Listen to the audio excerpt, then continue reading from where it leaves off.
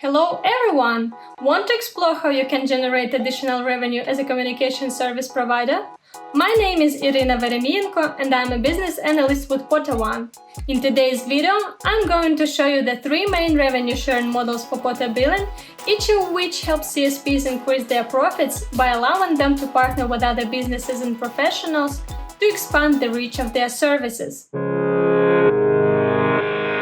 Let's define the three most common revenue sharing models that CSPs use in Porta billing. First, there is the reseller model. This is when a secondary operator takes the services provided by a CSP and delivers those services to the end users under their own brand. These resellers are often called white label operators because the CSP provides the services without any branding, like a product with a plain white label on it. Then the reseller puts their own branding on top of that.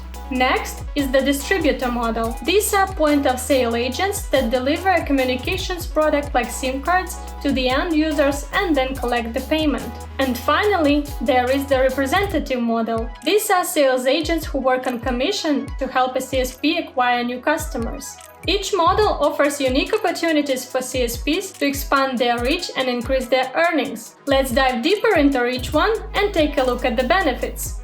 First, let's look at the reseller model. Remember, the reseller model allows white label operators to use the CSP's network and billing system under their own brand. Resellers purchase services from the CSP at wholesale prices and sell them to end users at retail prices. Resellers register their retail customers and individual accounts and then manage these accounts via the reseller portal in Porta billing. The reseller sets their own tariffs and customer rates, keeping the markup they put on the wholesale price as profit. The reseller gets to provide a telecom service without the need to invest in any communications infrastructure. Meanwhile, the CSP gets revenue without the need to support additional agent or marketing resources. Resellers can have their own resellers, named sub-resellers, and the entire chain of resellers is virtually unlimited. Let's see how this works. Say a company GoCall wants to offer VoIP services under their own brand but does not want to invest in any infrastructure. GoCall partners with you, the CSP, to use your VoIP network and billing system to provide those services to their customers. You, as the CSP, set wholesale rates for GoCall on the services they are going to deliver to their customers. For example, you might set a wholesale rate of 6 cents per minute for calls to Canada. GoCall will then charge their customers their own rate, for example, 10 cents per minute for calls to Canada. You bill GoCall according to the terms you set. Meanwhile, GoCall bills their customers separately, according to the terms they set with them. Some CSPs also have additional terms for their resellers. In this example, you might charge GoCall a small monthly fee for each customer they sign up, or you might charge them a set recurring fee only for customers they sign up for a specific service package. CSPs enjoy three main benefits with the reseller model. First, it expands your market reach without additional marketing costs. Second, it generates stable recurring revenue from reseller subscriptions and usage fees. And finally, it can enhance your corporate presence when you create reseller partnerships that share some of the branding. Next, let's look at the distributor model. I told you earlier that distributors act as point-of-sale agents who sell the CSP's products like SIM cards to the end users. They typically receive a commission from the CSP based on the volume of sales they generate. Distributors are able to create their own sub-distributors with whom they share the part of their commission. Let's look at an example. John Smith works as a distributor. He receives a batch of prepaid SIM cards from your CSP and sells them directly to consumers within his local community. He earns a 15% commission, which means that for each $10 SIM card that John sells, he earns $1.50. This commission structure encourages John to sell more SIM cards to improve his earnings. In this example, your CSP might also give John a bonus for hitting a specific sales volume target, which gives him extra motivation to sell cards. The key benefit of this model is that it's great for expanding the reach of your services into new regions, especially in areas where people are less likely to purchase services online. Distributors like John handle the logistics of product distribution and payment collection, making it easy for your CSP to deliver your products to a new market. Finally, let's look at the representative model.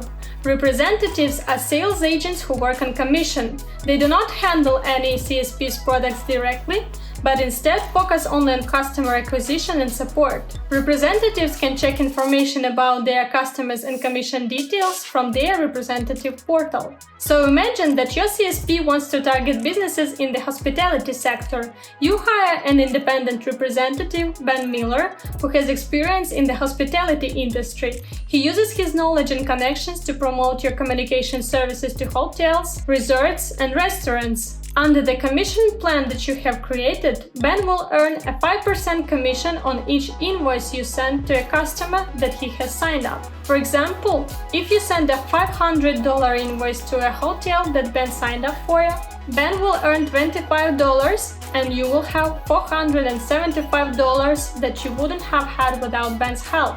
Representative commissions can also be calculated from customer payments instead of from invoices. You can also set different commission rates for recurring and non-recurring charges or for different periods. The benefit of the representative model is that you can tap into new markets and connections using the salesperson's skills to gain a steady stream of new customers. To maximize profits and market reach, CSP can combine these revenue-sharing models and create a robust revenue-generating ecosystem. Imagine your CSP decides to expand their market in a popular tourist area known for its resorts and attractions. To get new direct business customers, CSP cooperates with Ben Miller, an independent representative with extensive experience in the hospitality industry. Ben promotes CSP services to hotels, resorts, and vacation rentals in the area.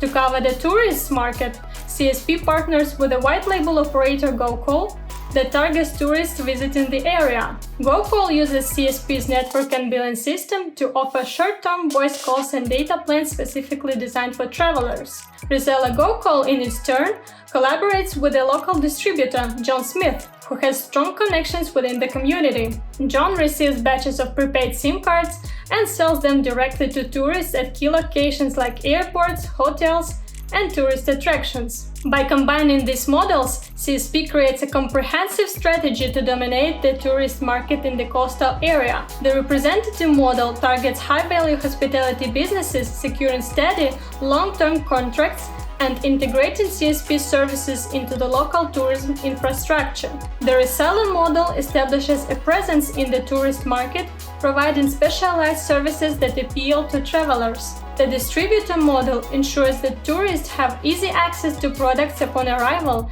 enhancing convenience and sales. So those are the three most common revenue sharing models in portability. You can see how the reseller, distributor, and representative models each offer their own distinct advantages for CSPs that are looking to diversify their revenue streams. By leveraging these models, you can expand your market reach, increase your customer acquisition, and earn more revenue. Thanks for watching this video. Hit the like button if you found it helpful, and don't forget to subscribe to our channel for more tips from the telecom industry. See you next time!